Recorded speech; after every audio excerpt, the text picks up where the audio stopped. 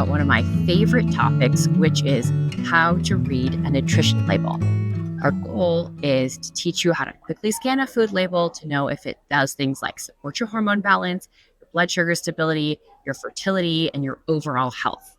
So I want to teach you the tips and tricks. So if you only have 10 seconds in the grocery store or a few seconds when you're buying an item online, what are the big things that we want to look at?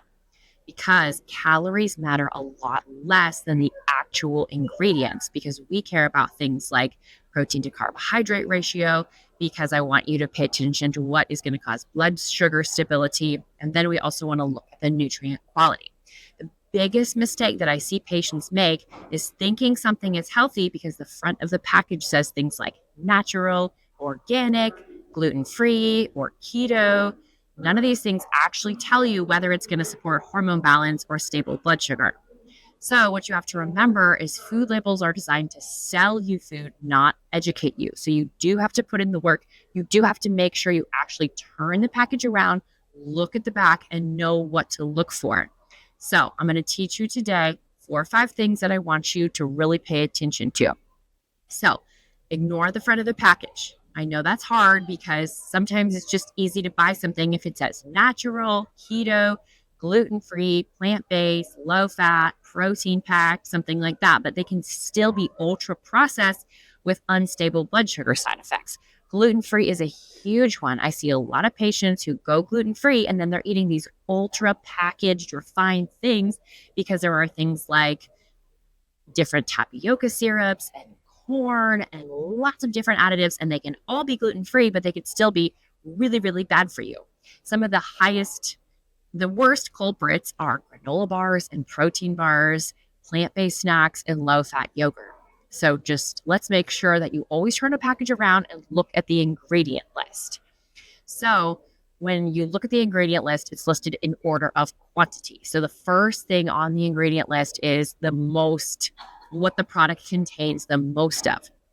So one thing I want you to look for is sugar. So we're going to talk a lot about the different types of sugar, and natural and unnatural. So an unnatural sugar that I really want you to stay away from are what we call sugar alcohols.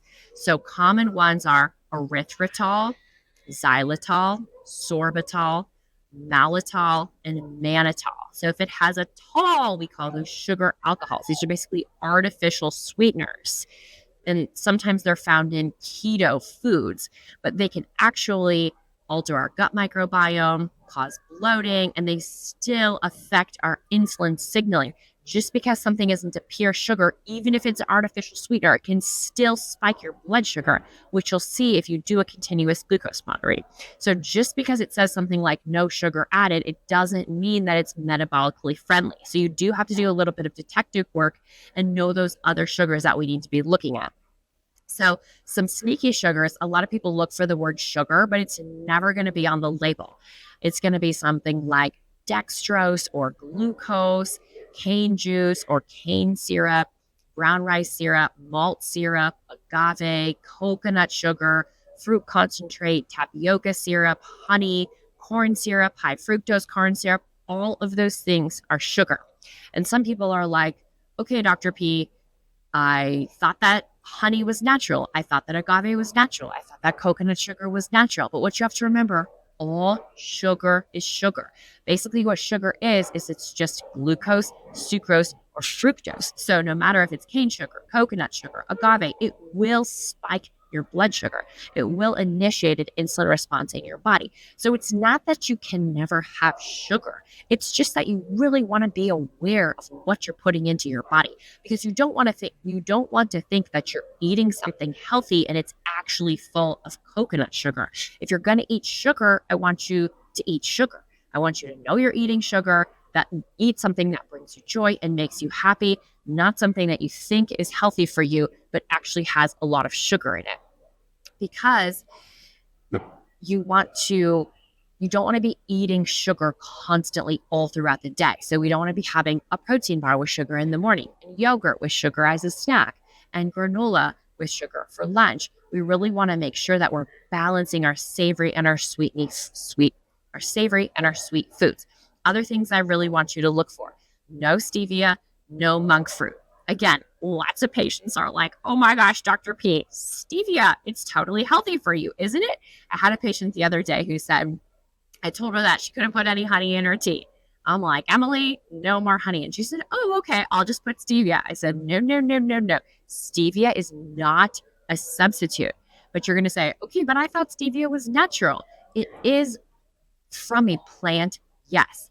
However, those stevia and monk fruit can still spike your blood sugar, but most importantly, it still can increase your sugar cravings because you're still training your body to have those oxytocin and dopamine responses to a sugar. If it is sweet, it'll still continue to train your brain to like sweet things. The whole goal is that we want to train our brain off of sweet things. We want to train our brains to crave savory things, not sweet things. We want to make sure that when we're putting savory things into our body's trained to have savory things. When we're putting sweet things into our body knows that it's sweet because your body at least knows how to process sugar. It has glucose and fructose receptors throughout your body. It doesn't know how to process stevia or monk fruit.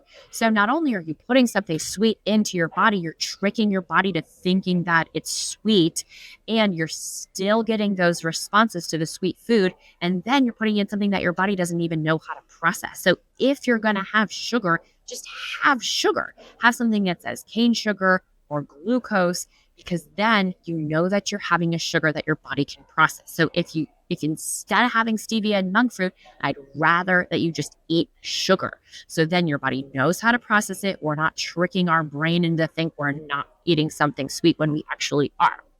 So what you really want to do is just train your brain to retrain your palate away from those cravings of constant sweetness. So other thing that I want you to look for is your carbohydrate and your fiber intake. So carbohydrates are not bad. In fact, women need carbohydrates. We need grains, for example, because grains have a certain type of B vitamins, and B vitamins help us make estrogen. But when we look at our carbohydrates, we want them to be high in fiber and digest slowly. So when you look at the carbohydrate content, you want to make sure that it has at least 5 grams of fiber per serving. So you want more than 50% of the carbohydrates to come from fiber. So if you have a protein bar that has 39 grams of carbohydrates and only 3 grams of fiber, those are low quality carbohydrates, because high quality carbs are going to have a lot of fiber. So when we eat carbohydrates, we want them to be able to give us the B vitamins necessary. So our long grains and whole grains, for example, are going to have our B1, our B6, and B7.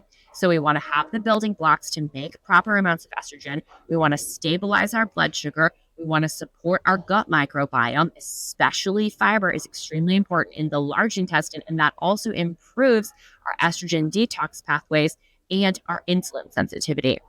So when we look at our carbohydrate sources, we want it to be from things like lentils, beans, quinoa, oats, vegetables, chia seeds, flax seeds. Those are all things that can be inside a processed or packaged food that we consider high quality carbohydrates. So a low fiber carb are in usually things like crackers, white breads, granola bars, cereals, chips. These can spike our glucose really quickly. Another thing that I want you to pay attention to, especially when you're looking at something like a bar, is the protein to carbohydrate ratio. Unfortunately, a lot of bars now are marketed as protein bars, but they have 35 grams of carbohydrates and only 10 grams of protein. You really want it to have at least a 1-to-1 carb to protein ratio. So if something has 10 grams of carbohydrates, you want it to have 10 grams of protein. This is how you're going to keep yourself satiated and actually give yourself nutrients. Because if you eat a protein bar that has 30 grams of carbohydrates and only 10 grams of protein, that's 20 grams of protein that you need to eat with that bar just to maintain your protein to carbohydrate ratios. So you have to eat an entire chicken breast with a quote unquote protein bar just to keep your blood sugar stabilized. So you do not want to use a protein bar as a meal replacement or a snack unless it has that 1-to-1 carb to protein ratio, because your blood sugar stability will depend on it. And that has to do with your mood and your metabolism. So just really look at the back, make sure all protein bars or anything that has protein in it has a 1-to-1 carb to protein ratio. Another thing that you want to look at is added sugars. So when we look at total sugar, it's going to have your natural sugar like fruit and then added sugars. So we want to keep our added sugar under 8 grams per serving when possible. So a lot of quote unquote healthy foods will be something like 12 to 18 grams of added sugar. Big culprits include yogurt. There's a lot of yogurt companies out there that say, Greek yogurt, but they still have 15 grams of added sugar. Granola is another tricky one. It's really, really, really difficult to find granola that's low sugar. So an ideal granola is going to have less than 10 grams of sugar or carbohydrates and doesn't have any artificial sweeteners, because a lot of granola companies now are sneaking in the stevia, the monk fruit, the erythritol, and saying no sugar added or sugar free. But you know better. You're going to look at the back. You're going to look at the sneaky sugars. You're going to hunt for those granolas that you shouldn't be buying. Smoothies is a big one, and protein drinks is a big one. Please look at the back and make sure. Just a good rule of thumb is if it tastes too good to be true, it probably is. For example, if you're drinking a protein shake and it tastes like a brownie, I guarantee it has an artificial sugar or sweetener in it. Protein bars is a big one we talked about. Coffee drinks is huge. If you're getting a coffee drink, please look at the back. Unless it's just pure coffee, very common, then it's going to have added sugar. Another one that we see a lot is electrolytes. It's almost impossible to find electrolytes that don't have artificial sugar or some kind of sweetener or stevia. So when you find that brand that you like, that's what you want to stick with. And if you have an electrolyte that has a flavor, it almost guaranteed to have an artificial sweetener. It's not that you can never have that. You just don't want to incorporate it into your daily life and into your daily routine. So another thing I want you to look at is what I call the ultra processed food test. So you want to look at the back and say, do I know what this is? Could this exist in my kitchen? So if it's something that you've never heard of, you probably don't want to be putting it into your body, at least not very often. Things that I want you to look for are something called emulsifiers and stabilizers.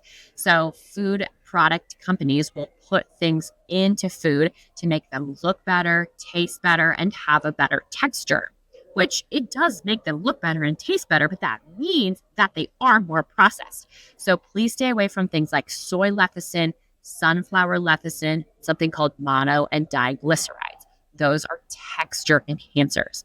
And then when we look at our stabilizers, that's where we think of our gums. So stay away from things that say carrageenan. That's often in plant-based milks. So almond milk, for example, will also have carrageenan so it doesn't clump. You want to stay from things like xanthan gum, guar gum, locust bean gum, gellan gum, cellulose gum, modified food starch. So really stay away from what we call your emulsifiers and your stabilizers. So really try to avoid gums. If you're looking at an almond milk, for example, almond milk should literally have one ingredient, almond milk. There's some almond milks, for example, that have almonds and pink Himalayan salt. Okay, great. You recognize those two ingredients. You could have those in your kitchen.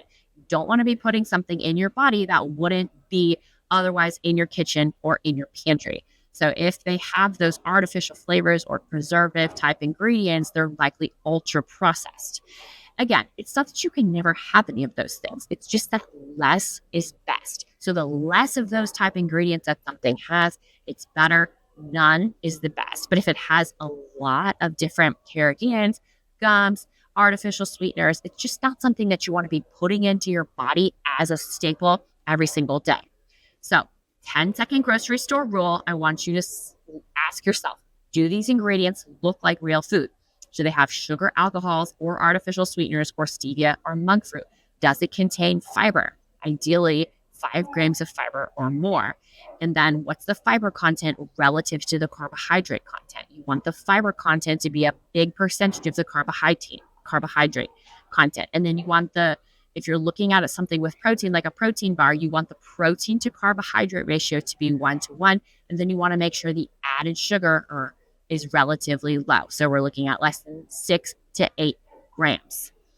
So Next time you eat something, make sure you look at the back, do a label check. I want you to turn into a label checker. 2026, you're now a label checker. Okay. You're going to be one of those anal label checkers. You look at the back, you know exactly what you're putting into your body, because my goal for you is that you feel healthy and amazing every single day. If you're thinking, okay, I really need somebody to lay this out for me, please get a hold of me or my team. We do have a dietitian as well here at Vera Health and Fertility. We can look at what you're eating and lay out the perfect diet for you so that you can eat what you feel like eating in a way where you feel amazing every single day. We're not getting hangry. We feel satiated. We're able to eat sugar, and we're balanced all day long. Wishing you the best. Join us on our next episode of the Hormone Café.